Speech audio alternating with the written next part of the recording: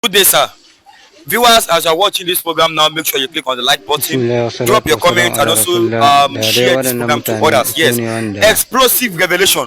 aka Chief of kama su Defense a Staff woro. General Olufemi To yanzu za Oluyede ku ji has yanayin conceded inda Nigeria aka cannot kama su da kuma yanayin single-handedly yawan nasu a bakin su. single-handedly defeat Boko Haram. As the Ya na United aka States kama deploys ku 200 troops, sparking fierce debate over sovereignty, security wace failures, karamar and hukuma, foreign military intervention in Nigeria. What can you say about this, Mr. Tinubu? wace I jiha ce, it did not come as a surprise to a lot kefa, of people, a ina aka kamo ku, but it is a surprise currently now wace to karamar hukuma, what Asurok is currently facing.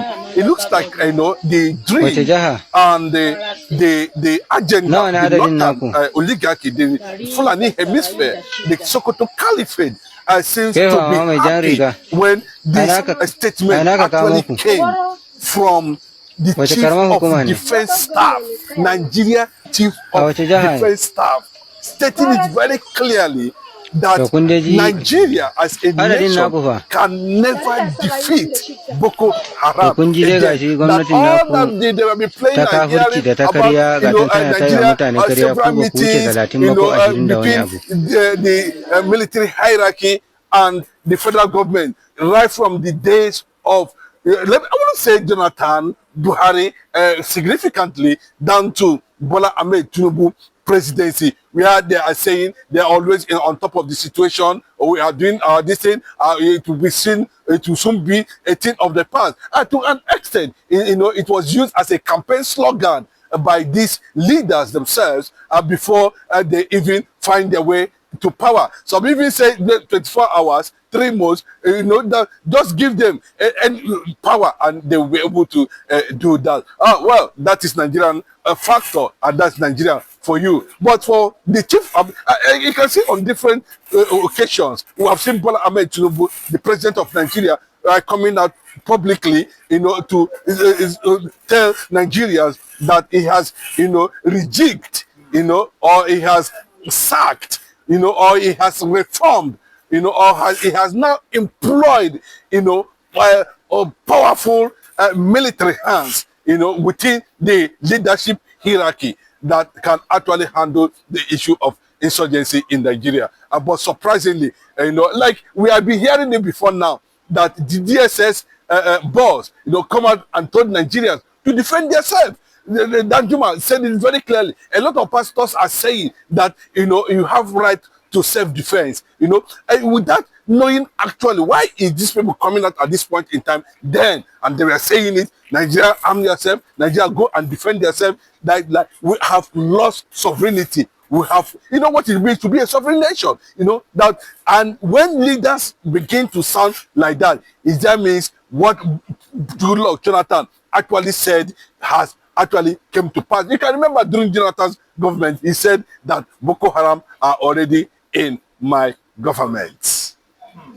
What does that mean now? And subsequently, we've seen Buhari coming out openly and publicly, or empowering them with billions of, naira. I think they have come to the understanding that the problem to stop conquest, the problem to stop, Fulani jihadist radical extremism in Nigeria. Nigeria is not the only Muslim nation in the world, and there are reasons why people does not understand why there is a gang up within the Arab world and the Islamic nations all over the world. One of the reasons Nigerians became an IOC member, is to make sure that the Funta Jalon, the Afro-Asia, the Fulani nomadics, who have been entirely, let me just tell you one thing, Senegambia is where the Fulanis are located in Funta Jalon. Let me just say,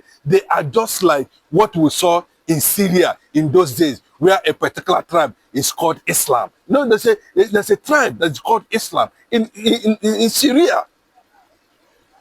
And they have lost their relevance as a result of nomadic activities. Now, having realized that they have spread in terms of, a population and thereafter, and the only place their last warrior was able to have his food on was in Nigeria. I think in the 18th or 17th century, if I might talk about actually Usman Dafodio. then, and that is the difference. Now they are saying that we are now having completely should be seen as Fulani, not initially it was Hausa Fulani. Yes. Now it has, there is no, let's say that the Hausa indigenous people, let me put it that way, has actually been conquered. It was before, it was Hausa. Now the fact is that that they want the world to see that the Fulanis who are seen as invaders, as at that time of that era when they were coming briefly to northern Nigeria and moving out, especially I think that thing actually started from Bronu, Kanuri, and the rest of them. So now they have found that they've entirely conquered a larger space within the northern hemisphere. They have now conquered the indigenous people, the Hausa people. And the concept of Hausa Fulani seems to be, collapsing as a result of, I won't say civilization, and that was why they are trying to restrict a lot of, because I see other Arab nations, other Muslims in other parts of the country, let me just say like Saudi Arabia, who are not into extremism, and that's where they go to do their Haji and the rest of them. Where they actually go to do their Haji and the rest of them does not encourage extremism. Then you will not ask a question, what is actually happening in Nigeria? The plan is that they want to make Nigeria their own indigenous place. The first lady of Nigeria, the person of Tinubu, she said, U.S. intervening to Nigerian affairs is a blessing.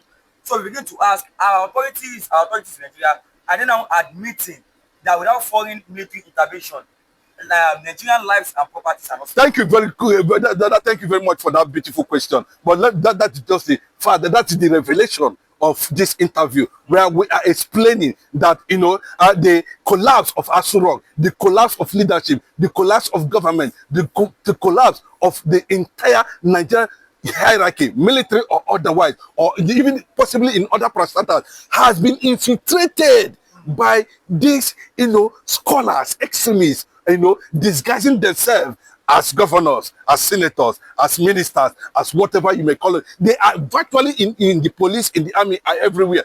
Now, possibly, Tinubu have looked at it critically.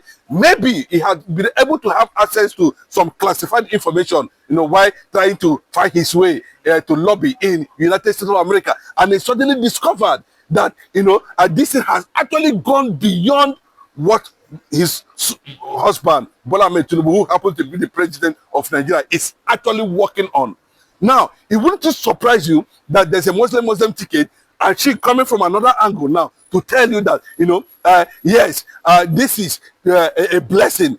Maybe he senses that the president of the Nigeria, of the American troops, will actually cage or suppress or possibly eliminate the issue of Boko Haram, or whatever he thinks in that statement, in that direction. But that was the statement. And remember, in that statement, Tinubu actually said that more bombings, or more, a few days after, we saw the U.S. government deploying less than a battalion, because we know that a battalion is about 100 upwards or whatever, less than a battalion, talking about 200 soldiers. There is so much about this deployment that is going on, that we need to actually look at it deeply and be able to digest it and understand, is this high level of military collaboration and sharing of intelligence between America and the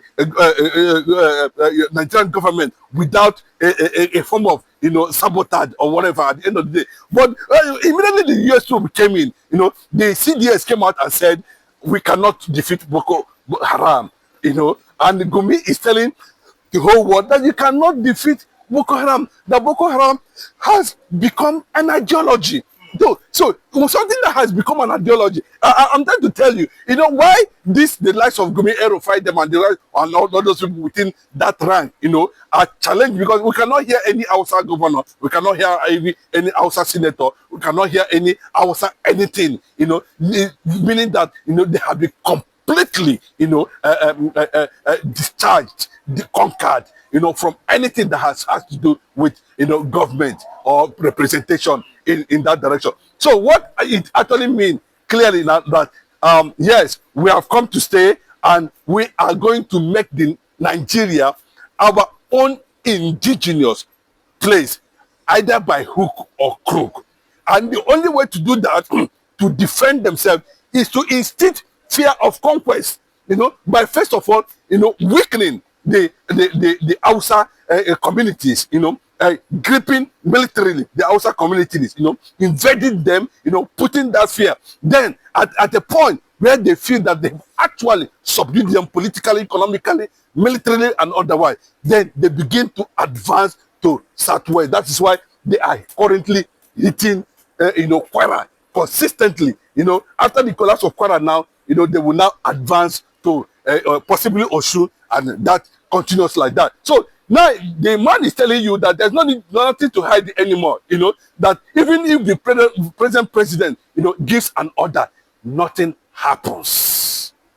So it's a clear signal that it has become an ideology. And what the ideology is all about is to make sure that the Fulanis come to the point of accepting Nigeria as their own inheritance, as their own indigenous, free-born bread. They are not to be seen as invaders of 18th or 17th century anymore. And that is where we are going to have all of them from different parts of the world. You remember, they were usually called Afro-Asia, in those days. And we also look at the reason why Lord Lugard was able to identify their presence in Nigeria at that time. And when Lord Lugard actually handed power to them, all of them begin to leave Burkina Faso, Mali, Senegal, Gambia, and begin to troop towards Nigeria. And that is the picture. And remember that Buhari wanted this thing achieved before his death, because it was a target given to him by the Arab world, the Sunnis and the Shiites from Iran. Okay, as you're watching now, make sure you click on the like button, drop your comment, and also share this program to others. Let me take you on this last one this morning. Some APC supporters are declaring that they would rather endure daily bloodshed than see anyone else defeat Bola Tinubu at the polling. What can you say about yes, I can tell you that it's not about having Bola Tinubu. It's about the soul of innocent citizens of Nigeria. So if you are saying that it's better the bloodshed continues and Bola Tinubu wins that election, what is justification for that? And I can tell you, those who are saying this are those who are already connected to the DIA of Fulani extremist agenda. And the target is very clear. The target is very clear. Nigerian government knows the target of this movement, of this ideology, of this conquest. They know, from the presidency to the governors, they know. They are being tutored. You must pass through that induction course to understand the agenda before they were able to hand over any seat of power, including governorship. You must understand it, and you dare not go against it, because right there in the Senate or even in the lower house, they are seen as the majorities. Those people you see in the forest, carrying cows up and down, with AK-47 and all. Look at them deeply. Can they actually be able to afford those AK-47? That's the question. So, the invisible hand controlling the visible hand, is the main problem. Why the CDS, has looked at it. Like currently, Chief of Defense Staff have looked at it critically and shake his head that even the presence of America in Nigeria, 200 troops, because if there's any individuality and an American soldier is being killed in Nigeria, what would Trump say? Trump should stop dancing towards this unfortunate reality he's trying to portray. He knows the solution. United States government knows the solution, and he knows what is on the ground. Deploying troops cannot solve this ideology. It will escalate it. Trump, you know that you have less than few days to leave, months or thereabout to leave office. What happens if there's a change of government in the United States of America? That means you have actually endangered Christians in Nigeria than solving the problem. Okay, if you are still watching now, make sure you click on the like button, drop your comment, and also share this program for others. God bless you for watching today. I will we'll try our best to bring you latest information on this platform. Just click on the like button on your notification bell so when we drop our videos, you will get